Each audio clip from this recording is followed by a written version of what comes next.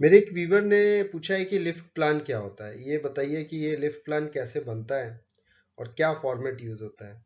तो मैं आप लोगों को बताना चाहूंगा कि मैं आप लोग को 1 मिनट में भी समझाऊंगा कि लिफ्ट प्लान क्या होता है, और 2-3 मिनट में ये भी समझाऊंगा कि डिटेल में अगर आपको किसी को समझाना हो तो लिफ्ट प्लान क्या होता है। इस वीडियो में हम यही सीखेंगे, और अगर और भी किसी को और फर्दर डिटेल चाहिए होंगे तो मैं नेक्स्ट वीडियो में उसके बारे में बताऊंगा। तो लिफ्ट प्लान क्या होता है इसको समझते हैं। तो इंटरव्यू क्वेश्चन, लिफ्ट प्लान का, लिफ्ट प्लान किसे बोलते हैं? 3 चीजों से मिलकर लिफ्ट प्लान बनता है। जो लोड उठाना है हमें, उसका सही आकलन होना चाहिए, उसको सही से उठाने का तरीका बनाना चाहिए, जिस इन्वायरमेंट में लिफ्टिंग हो रही है, चाहे तो वेदर कैसा है, हीट कैसी है वहां पे, रेन तो नहीं हो रही, विंड तो नहीं चल रही बहुत ज्यादा, सॉइल कंडीशन, जिस सॉइल कंडीशन में वो लोड क्रेन खड़ी होती है वो कंडीशन चेक करना।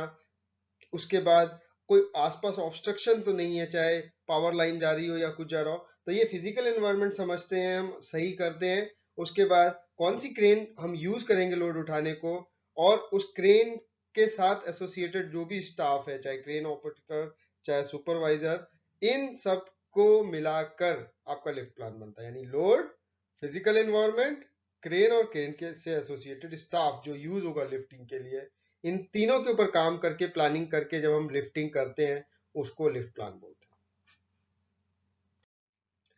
तो अब देखिए, जैसे आप ये फोटो देख रहे हैं, पहली फोटो, तो पहली फोटो में अगर आप देखेंगे तो ये पावर लाइन गई हुई है, यहाँ पे आपको पावर लाइन दिख रही है।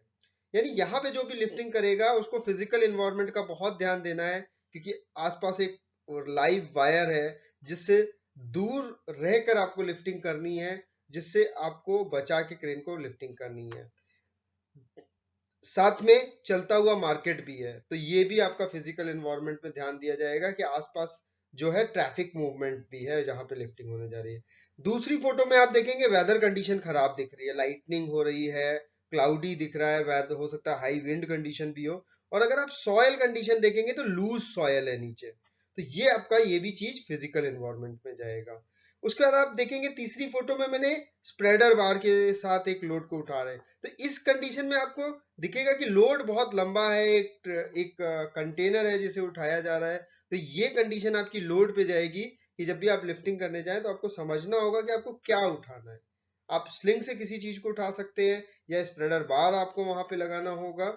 अगर स्लिंग यूज होगी तो कितनी कैपेसिटी की यूज होगी, ये लोड पे डिपेंड करता है। लोड कितना भारी है, कितना लंबा है, कितना चौड़ा है। उसी उसके बाद आप देखेंगे एक चौथी फोटो में मैंने यहाँ पे 2 क्रेन यूज करते हुए दिखाया है। ये आपको टेंडम लिफ्टिंग, 2 क्रेन जब भी यूज होती है यानी वो टेंडम लिफ्टिंग हो रही है। क्यों? क्योंकि ये लोड इतना ज्यादा लंबा है और हो सकता है कुछ ज्यादा भारी भी होगा, जिसकी वजह से इसमें 2 क्रेनों का यूज करना पड़ रहा है, तो ये भी लोड की कंडीशन में जाएगा।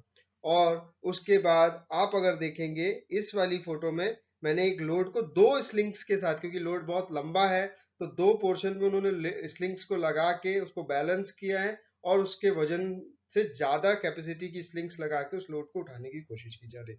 तो ये भी आपका लोड की कंडीशन को बता रहा है। उसके बाद आपका आ गया ऑपरेटर। अब इस ऑपरेटर को आपको ये ध्यान रखना है कि ये यहाँ पे देखिए मैंने एक आईएसओ लिखा हुआ है, आईएसओ 15513 इंटरनेशनल स्टैंडर्ड है, जिसमें क्रेन ऑपरेटर की कंपिटेंसी की बात की गई है। तो आपको हमेशा ध्यान रखना चाहिए, क्रेन ऑपरेटर के बारे में कुछ चीजें बहुत क्लियर होनी चाहिए, कि उसको सिग्नल्स का पता हो, उसको क्रेन चलानी आती हो, उसको एक्सपीरियंस्ड हो, उसकी उम्र 18 साल से ज्यादा होनी चाहिए। इस तरह की कई चीजें, और उसका आपने ट्रेनिंग करके असेसमेंट किया हो कि वो कोई गलतियां करके तो नहीं लिफ्टिंग करता, वो बिना गलतियां किए अच्छे से लिफ्टिंग करता है। उसका आपको इंटरनल एक असेसमेंट करना होगा, उसके बाद ही उसको कॉम्पिटेंट ऑपरेटर बनाना होगा।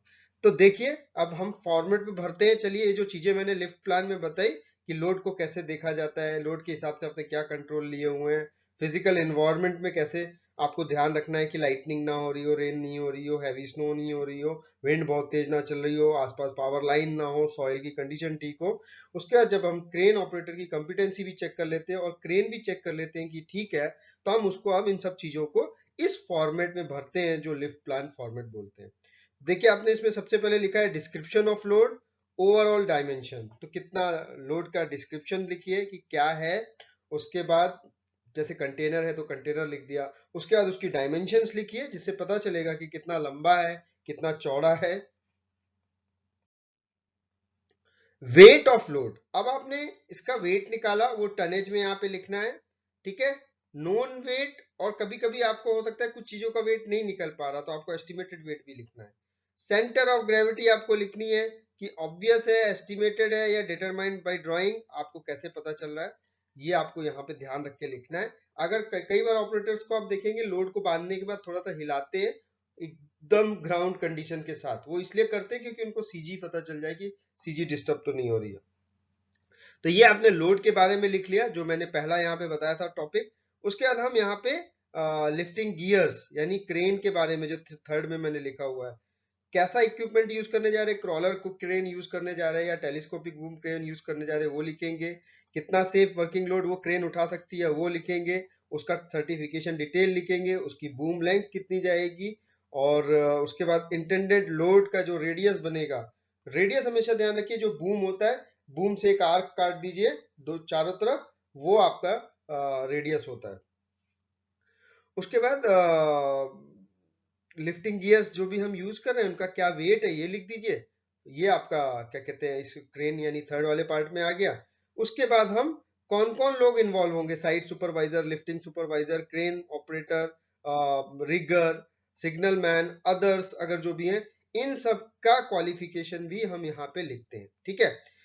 फिजिकल इन्वायरमेंट जो मैंने आपको ऑलरेडी बता दिया है कि कोई ऑब्स्टेकल तो नहीं है, लाइटनिंग तो नहीं हो रही, विंड कंडीशन तो नहीं है, कोई इन्वायरमेंट में खराबी तो नहीं है, ग्राउंड कंडीशन जहां पे क्रेन खड़ी है वो स्टेबल, एक्सीलेंट सॉइल होनी चाहिए, तो ये सब आप देखेंगे। 100% लिफ्ट प्लान यहीं पे खत्म हो जाते हैं, लेकिन एक चीज मैं और ऐड करना चाहूंगा। आप अगर लिफ्ट प्लान की डेफिनेशन पे जाएंगे तो production of plans and elevations of the lifting operation at all critical phases from the initial sighting of the crane to the final landing of the load।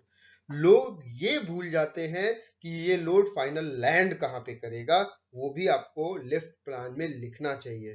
Crane कहां खड़ी होगी, कैसे उसका boom किस डायरेक्शन में जाएगा, वो फिगर बना होना चाहिए, और लोड की प्लेसिंग का पॉइंट आइडेंटिफाइड होना चाहिए।